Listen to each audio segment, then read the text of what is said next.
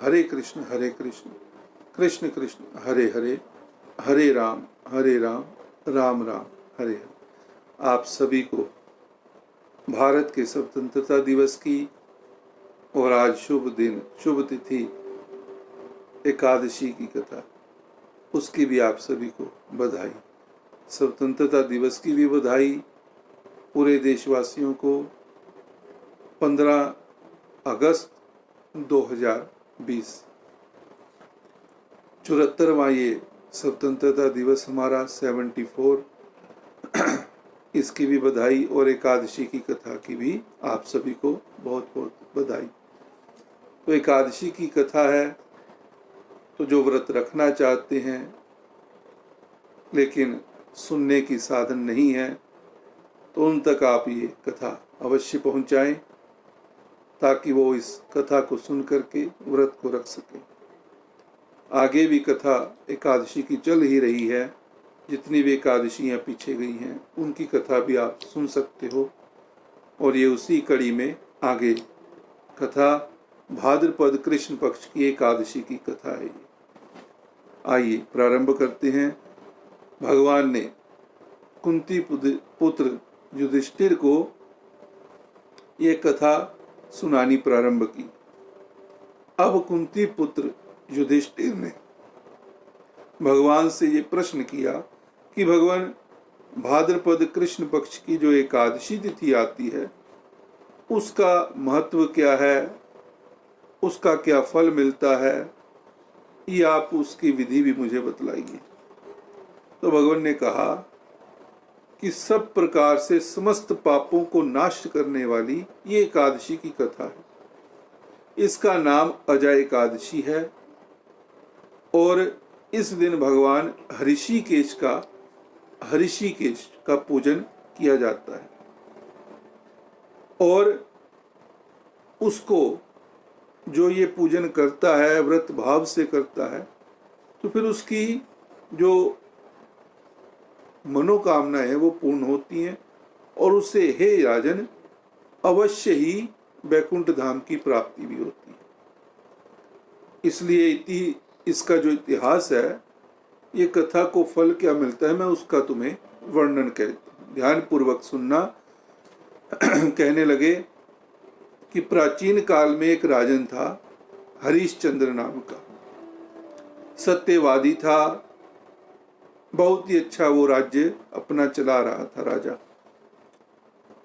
उसने किसी एक ऐसे कर्म के वशीभूत होकर के अपना सारा राज्य भी गवा दिया, धन भी त्याग दिया और साथ ही अपनी स्त्री, पुत्र और स्वयं को भी बेच दिया।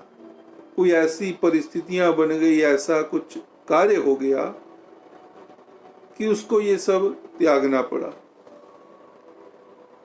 अपने आप को भी उसने बेच दिया। ऐसा माहौल, ऐसी परिस्थितियां उस समय बन गई। वह राजा अब चंडाल का दास बन गया। चंडाल यानी कि जो मृतक शवों को जलाते हैं, उनका शमशान घाट में जो कार्य करते हैं, कुछ ऐसे व्यक्ति होते हैं, उनको चंडाल कहा गया है। तो उनका वो दास बन गया। अब वो सत्य को धारण करता था, मृतकों के वो वस्त्रों को ग्रहण करता था।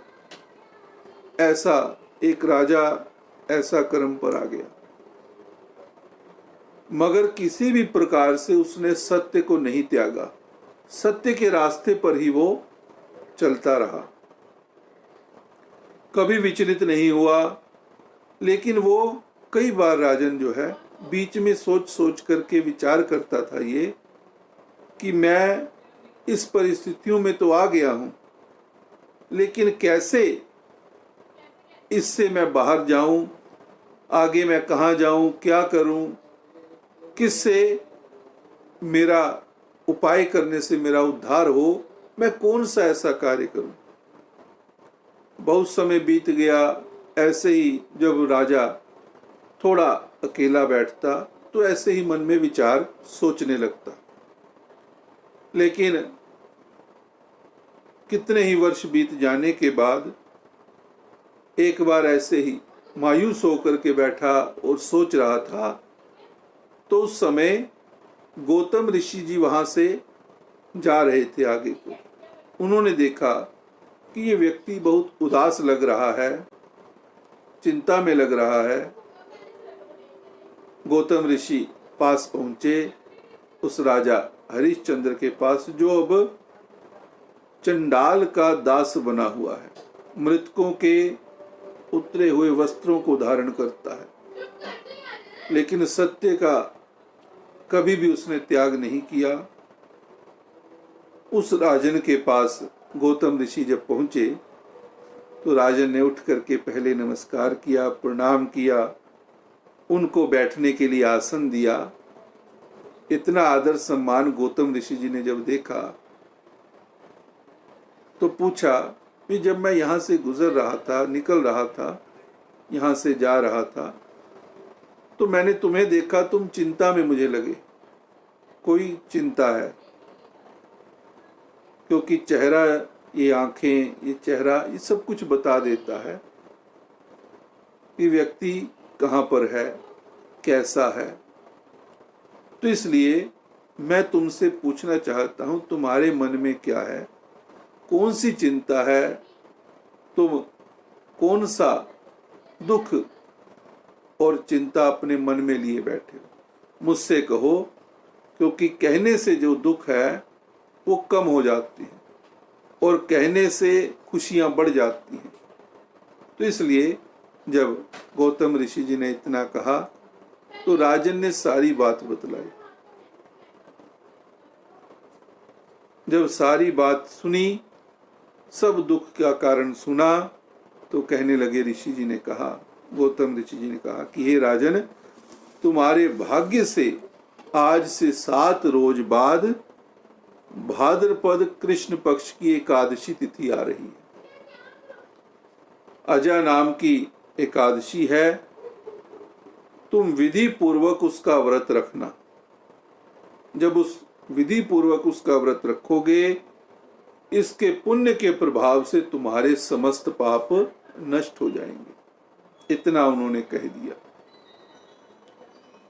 इस प्रकार राजन से कहा और कहने लगे कि राजन, जब रात्रि होगी तो कुछ प्रभु का भजन कीर्तन भी अवश्य करना।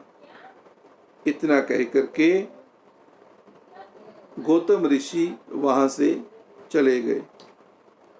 राजन ने जैसा सुना और जैसा गौतम ऋषि जी ने कहा, वैसा ही उस व्रत को करना प्रारंभ कर दिया।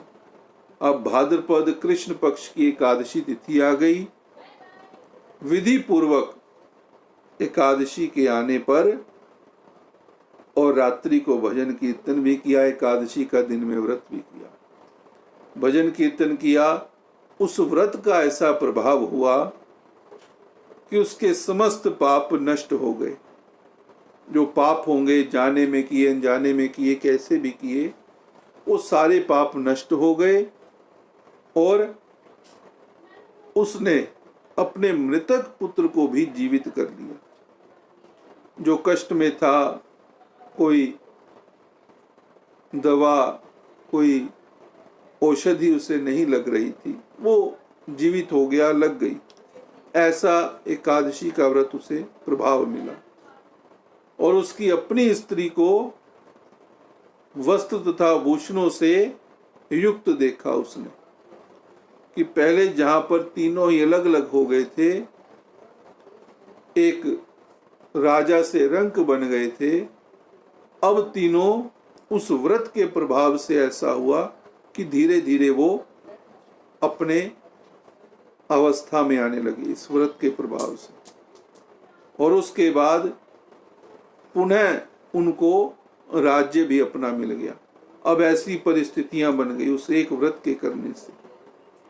और अंत समय में अपने परिवार सहित वो स्वर्ग को चला गया। हे राजन, यह सब किसके कारण हुआ? अजा एकादशी के प्रभाव से ही ये सब हुआ। अतः जो मनुष्य यत्न के साथ विधि पूर्वक इस व्रत को करते हैं और रात्रि में कुछ भजन कीर्तन भी करते हैं, उनके समस्त पाप नष्ट हो जाते हैं और अंत में वे स्वर्ग लोक को प्राप्त होते हैं। इस एकादशी की कथा के श्रवण मात्र से ही अश्वमेध यज्ञ का फल प्राप्त हो जाता है। व्रत नहीं किया कोई बात नहीं, लेकिन एकादशी की कथा ही सुन ली तो अश्वमेध यज्ञ का फल प्राप्त हो जाता है। और एकादशी का व्रत करने से तो फिर वो